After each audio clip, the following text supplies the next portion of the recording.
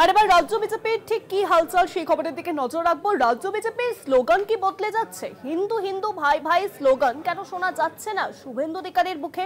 রাজ্য সভাপতি শ্রমিক ভট্টাচার্য লাইনে কেন্দ্রীয় নেতৃত্বের শিলবহর সুনীল বানসাল সাংগঠনিক বৈঠকে তাই কিন্তু বললেন সব অংশের ভোট চাই। সুনীল বানসাল তিনি কিন্তু বলেছেন যে সব অংশের ভোট চাই। রাজ্য বিজেপির স্লোগান কি এবার বদলে যাচ্ছে? যে স্লোগান হিন্দু হিন্দু ভাই ভাই, সেই স্লোগান কেন এই মুহূর্তে শুভেন্দু অধিকারীর মুখে শোনা যাচ্ছে না? বিরোধী দলনেতা তাহলে কি অন্য কিছু ভাবনা চিন্তা করছেন? একাধিক প্রশ্ন কিন্তু সামনে আসছে, কারণ সামনেই কিন্তু রয়েছে বিধানসভা নির্বাচন। এখনো পর্যন্ত বিজেপি ঠিক কি করতে চাইছে তা কিন্তু একেবারেই স্পষ্ট নয়। এ বিষয়ে আরো জানাবেন এখন বিস্তারিত নিউজরুম থেকে সরাসরি রয়েছেন আমাদের বিশেষ প্রতিনিধি অঞ্জন রায়। অঞ্জন দা, রাজ্য বিজেপির স্লোগান কি তাহলে বদলে যাচ্ছে? কারণ হিন্দু হিন্দু ভাই ভাই এই স্লোগান কেন শুভেন্দু অধিকারীর গলায় আমরা শুনতে পাচ্ছি না?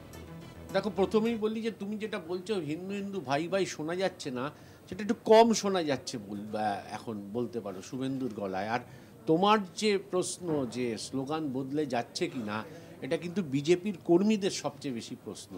কারণ 2024 লোকসভা নির্বাচনের পর যেভাবে শুভেন্দু অধিকারী হিন্দু হিন্দু ভাই ভাই স্লোগান তুলেছিল, যেভাবে বলেছিল আর 5-6% হিন্দু ভোট এদিকে আসলেই তারা শাসন ক্ষমতায় 26-এ চলে আসবে, সেই শুভেন্দু অধিকারীর সর্বত্র সভা করতে গেলে যে স্লোগানটা সবসময় দিতেন, রিসেন্টলি দেখা যাচ্ছে সেই স্লোগান তিনি কম দিচ্ছেন।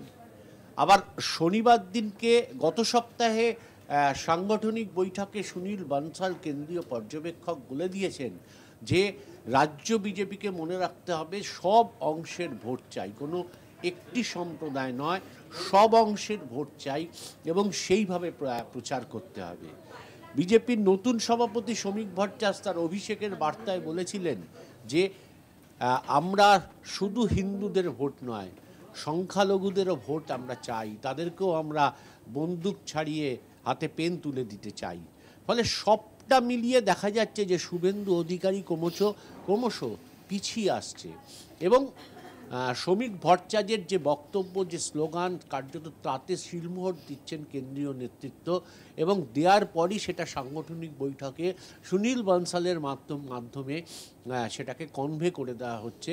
অর্থাৎ সমস্ত মানুষের কাছে গিয়ে ভোট চাইতে হবে, এক্ষেত্রে হিন্দু শুধু নয়, সংখ্যালঘু মানুষ যারা আছেন তাদের কাছেও যেতে হবে। স্বাভাবিকভাবে দলের মধ্যে প্রশ্ন উঠেছে যে এত হিন্দু হিন্দু করে লাফানোর পর তাহলে কি রাজ্য বিজেপি তার স্লোগান চেঞ্জ করছে? শুভেন্দু অধিকারী স্লোগান কেন্দ্রীয় নেতৃত্ব অনুমোদন করছে না বলেই কি শুভেন্দু অধিকারী ছুটে গেলেন রাত্রিবেলায় সুকান্ত মজুমদারের বাড়িতে এবং দুজনে হঠাৎ বৈঠকে বসলেন? অজস্র প্রশ্ন এই মুহূর্তে ঘোরাফেরা করছে রাজ্য বিজেপির কর্মীদের মধ্যে। একদিকে তাদের সাংগঠনিক কাঠামো এখনও তৈরি হয়নি, 5 মাস পর ভোট, এখনও তারা রাজ্যের পদাধিকারী বা রাজ্য কমিটি তৈরি করতে পারল না। সেখানে দাঁড়িয়ে দলের মধ্যে ক্রমাগত বিরোধী দলনেতা তার স্লোগান ধীরে ধীরে পিছিয়ে আসছে। নতুন সভাপতির স্লোগান সবাইকে নিয়ে চলার একটা ঐক্যবদ্ধ চেহারা পাচ্ছে। সেখানে দাঁড়িয়ে শুভেন্দু অধিকারী কী করবেন, দলের কর্মীরা প্রশ্ন তুলছেন। বলতে পারো একদম একটা জটিল অবস্থার মধ্যে পড়ে রয়েছে রাজ্য বিজেপি। যদিও তারা দাবি করছেন রাজ্যের প্রধান বিরোধী দল এবং যদিও তারা দাবি করছেন যে তারা রাজ্যে ক্ষমতায় চলে আসবেন, কিভাবে আসবেন, এই হতাশা থেকে কর্মীদের কিভাবে বাঁচাবেন?